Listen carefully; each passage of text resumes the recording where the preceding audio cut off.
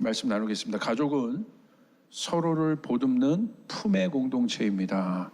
가족은 서로를 보듬는 품의 공동체입니다. 이 제목으로 함께 말씀 나누겠습니다.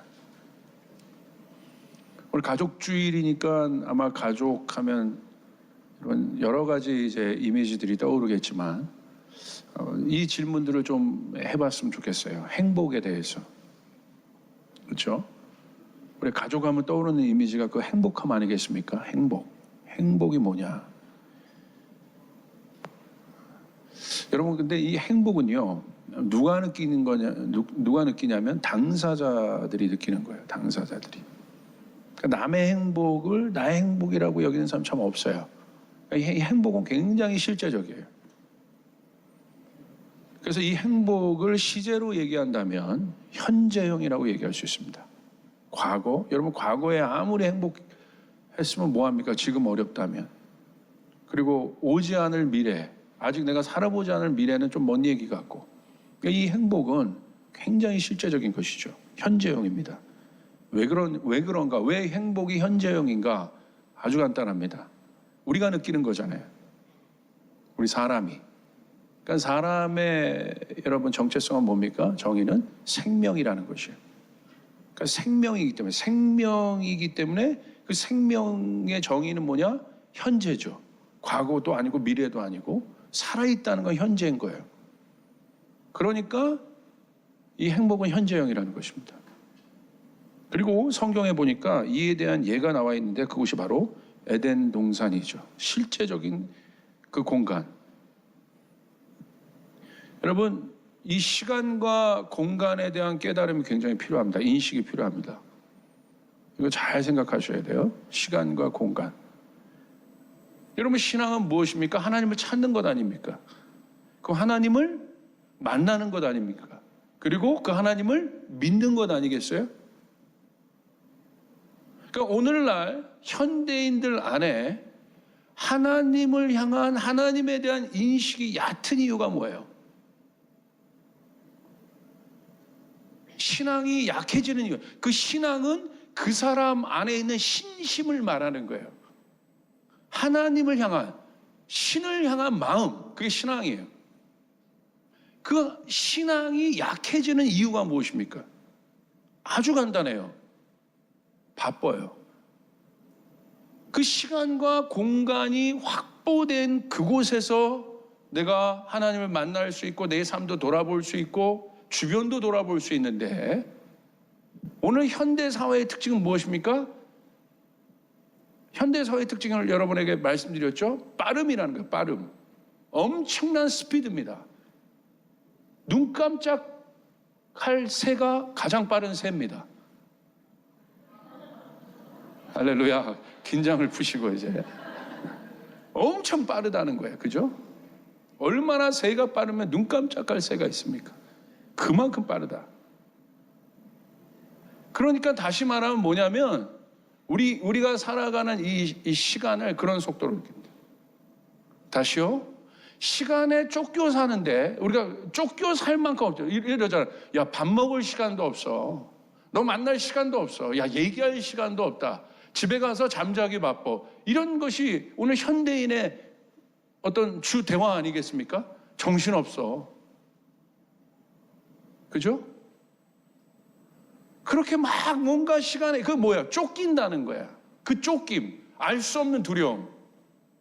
나이에 쫓기고, 일에 쫓기고, 상황에 쫓기고, 심지어 꿈에 쫓겨요. 비전에 쫓겨요. 나이는 들어가고 불안하고 계속 그것이 바쁨이라는 거예요. 그러니까 시간에 쫓기니까 뭐가 없어져요? 공간이 없어지는 거예요. 잘 아셔야 돼요. 어떤 공간이 없어요? 있으면 뭐합니까? 예를 들어서 큰 궁전 같은 곳에서 내가 살면 뭐합니까? 그 공간을 누릴 시간이 없는데, 이 시간과 공간은 뗄래야 뗄 수 없는 관계라는 거예요. 시간 따로 공간 따로 있을 수 없습니다. 이게 하나님의 속성이기 때문에. 그렇기 때문에 여러분, 하나님은 영이시고 우리가 영이신 하나님을 만날 때 자유하다는 건 뭐냐면, 여러분, 자유케 될 때 하나님의 생기가 그 코에 들어가서 영적인 존재인 우리가 됐다는 건, 하나님과 교제할 수 있는 존재가 됐다는 건 이 땅의 차원의 시공간에 묶이지 않는 존재가 됐다는 거. 할렐루야, 아멘. 굉장히 다른 것입니다. 사람들은요, 시간에 쫓겨서 공간을 확보하려고 합니다.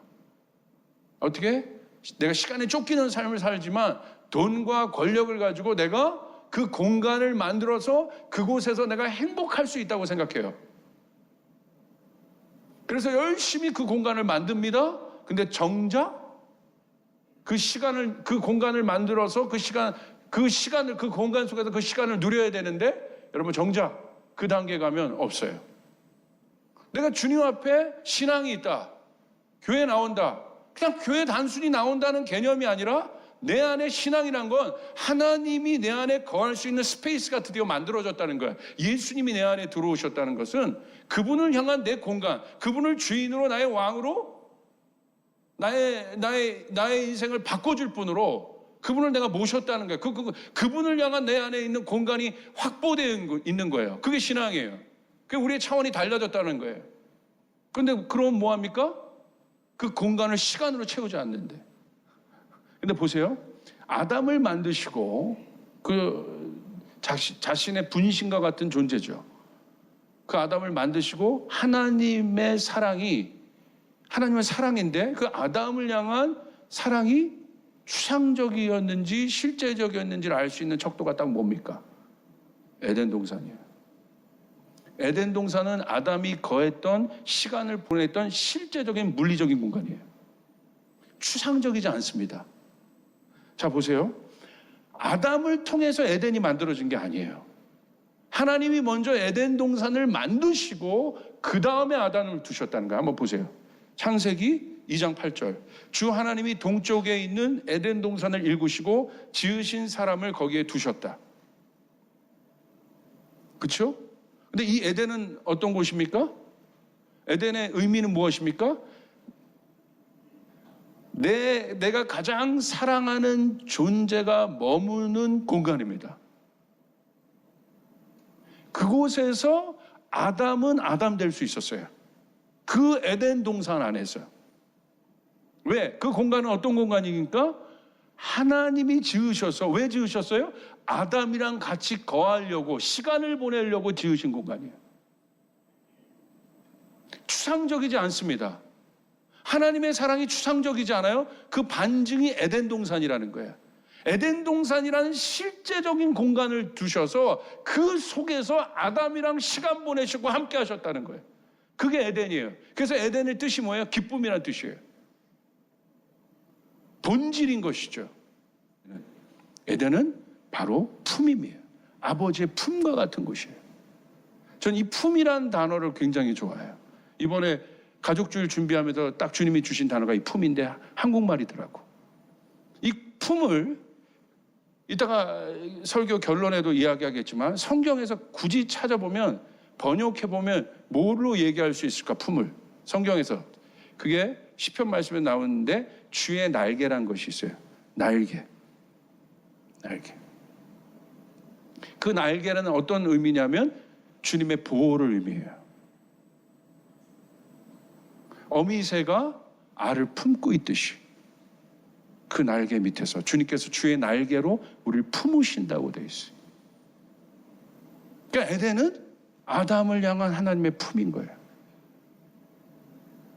놀라운 공간이죠. 그 속에서 아담은 아담다울 수 있었어요.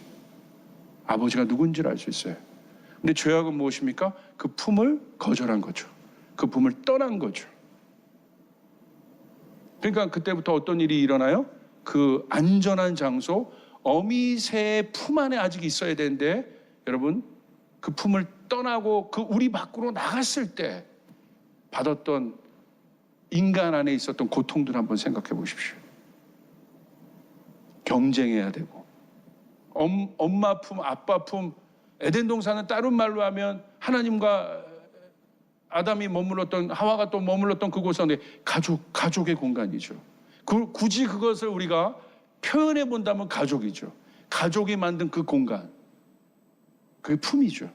그 속에서 서로 사랑하기 시작했고, 서로 존중하기 시작했고, 서로 섬기기 시작했고, 어려움이 있어도 서로 보듬기 시작했고, 그것이죠. 그러나 세상으로 그 품을 벗어났을 때 그러지 않았어요.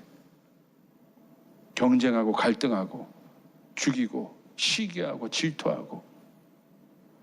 그러니까 포스트 모더니즘을 통해서 이 특징이 뭡니까? 포스트 모더니즘의 특징은 해체입니다. 모든 것, 지금까지 있었던 모든 것을 해체시키는 것이고, 그리고 여러분, 이 4차 산업이라고 불리는 이 4차 산업 시대의 특징도 무엇입니까? 해체입니다. 중간에 있었던 모든 것들을 없애는 것이 4차 산업의 특징이에요. 그러니까 중간에 매개자의 역할을 했던 모든 것들이 없어지는 거예요. 그러니까 다 해체되는 거예요. 그러니까 뭐가 남아요? 강력한 개인들은 남아요. 그 어떤 때보다도 개인의 역량이 이만큼 발휘되고 발휘할 수 있는 시대가 있었습니까? 그 반증이 무엇입니까? 유튜브 아니에요? 한 사람의 의견이 이 정도로 강력하게 시대와 세대에 먹혔던 때가 있습니까? 있잖아요, 지금. 그러니까 이 세대, 시대의 특징이 뭐냐면 강력한 개인이 생겨요. 그런데 문제요? 근데 뭐가 다 해체됐어요? 공동체가 해체됐어요. 진짜 약육강식의 시대로 들어가 버렸습니다. 힘 있는 한 사람만 남는 구조예요. 약자 없습니다. 영의 특성은 하나 되고 하나 되는 거, 하나 되고 한 몸을 이루는 것이야. 할렐루야. 우리가 몸이잖아요. 하나님께서 아담을 지으시고 독처하는 것을 좋게 여겨 보이지 않으셔서 한 몸 되는 하와를 만드셔서 한 몸을 만드셨어요. 이게 사람이라는 거예요. 그러니까 이 시대에 뭐가 증가하고 있습니까? 저출산 고령화. 그러니까 이런 것들이 결혼도 이제 불필요한 거야. 귀찮아. 힘들어.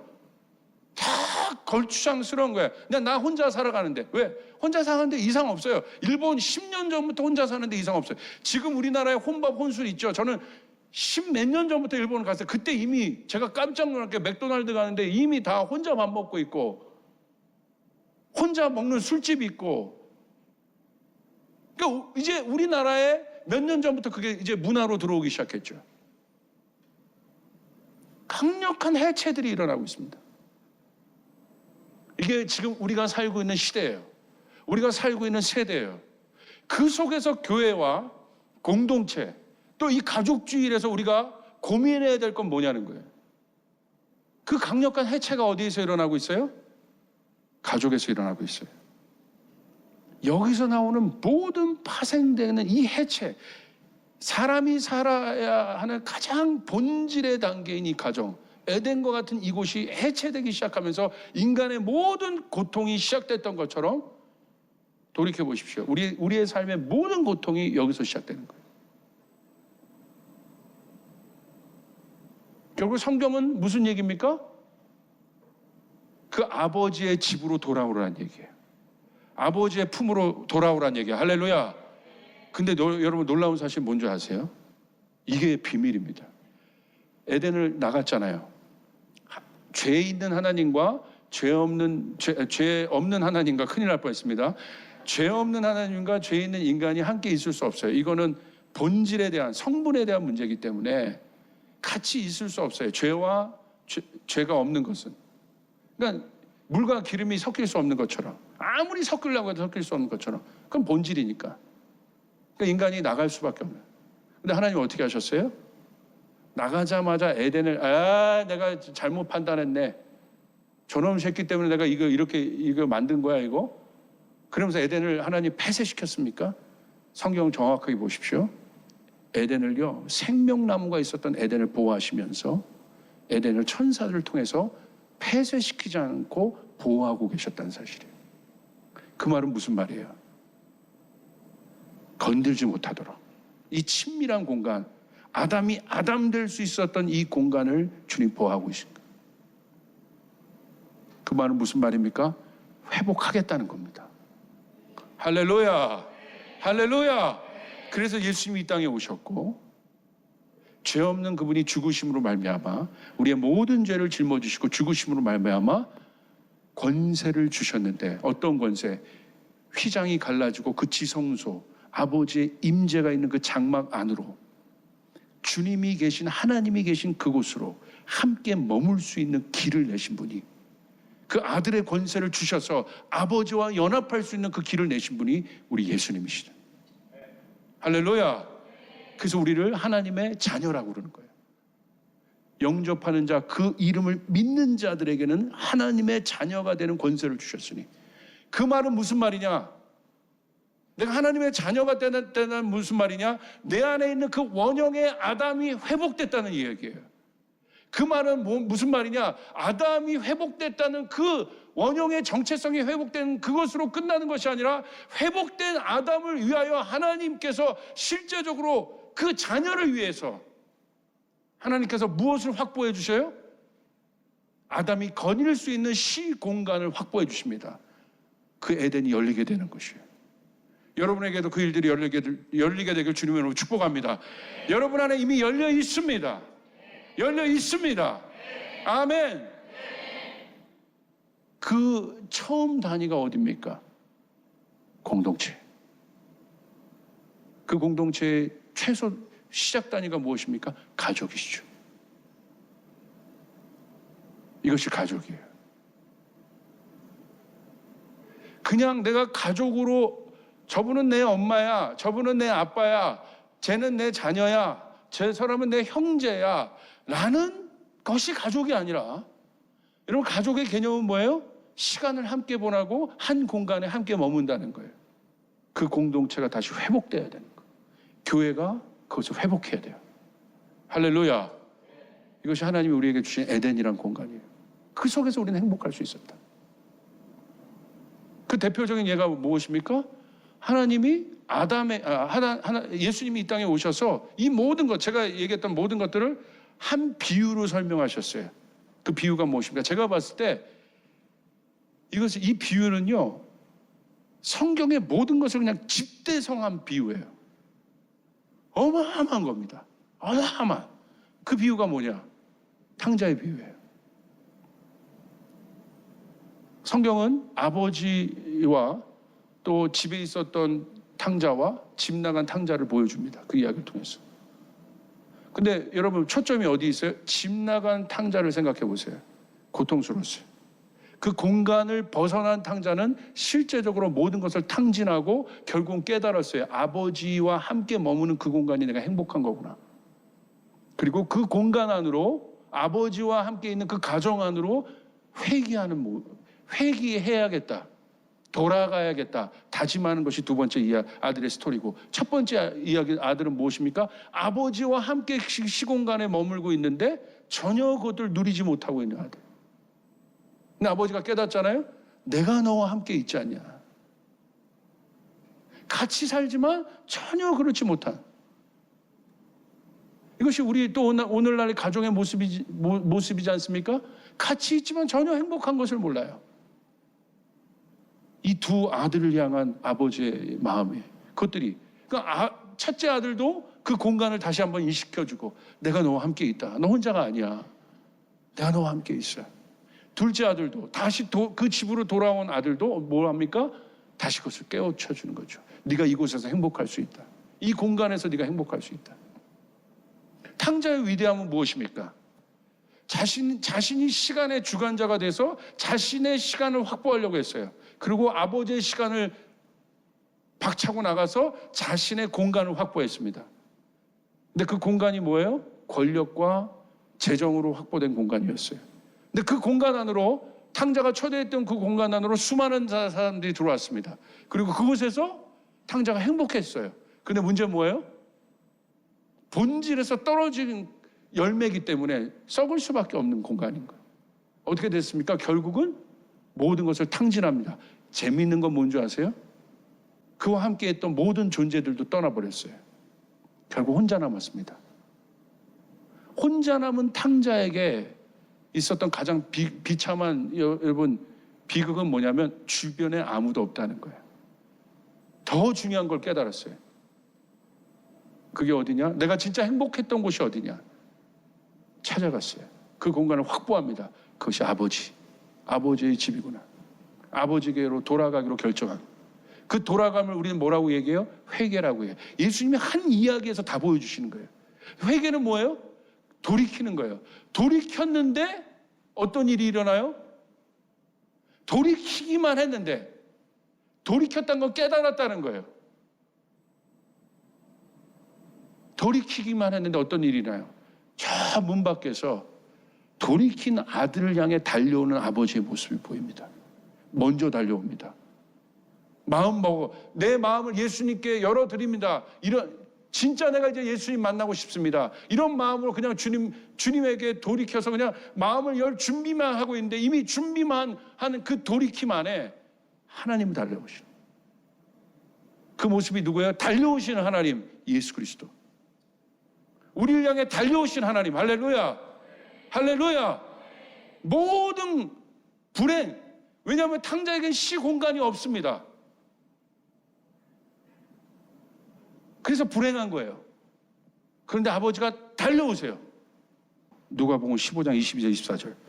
어서 가장 좋은 것을 꺼내서 그에게 입히고 손에 반지를 끼우고 발에 신을 신겨라.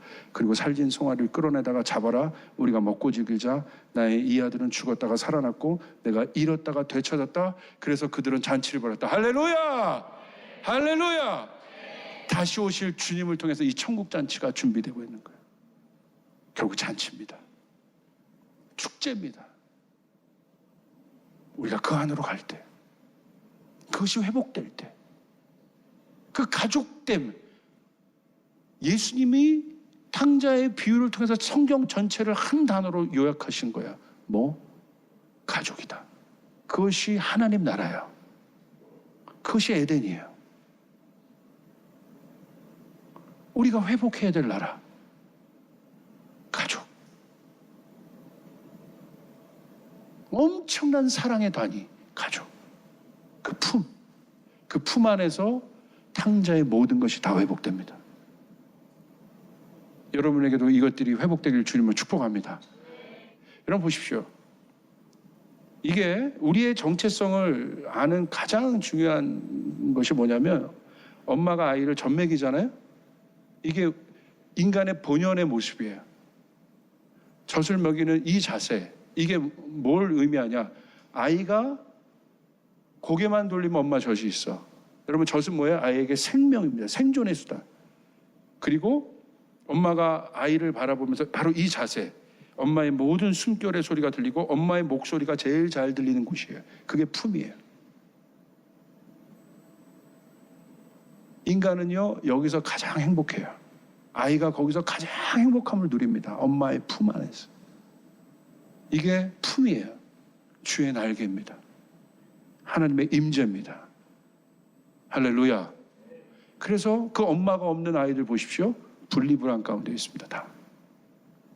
이 품을 경험하지 못했던. 그런데 오늘 현대사회 뭐예요?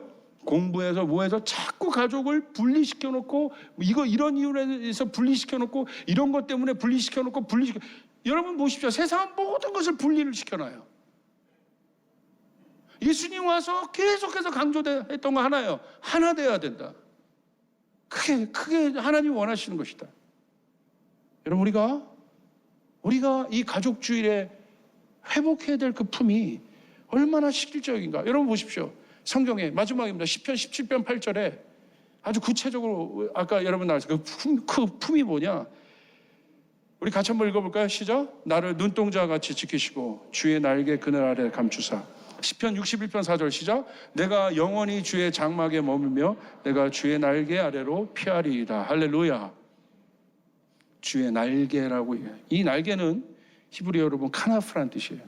다른 말로 옷자락이라고 표현하기도 합니다. 이스라엘의 결혼 관습을 보면 신랑이 신부를 보호하기 위해서 자신의 옷자락을 덮어둡니다. 그것이 신랑의 사랑이에요.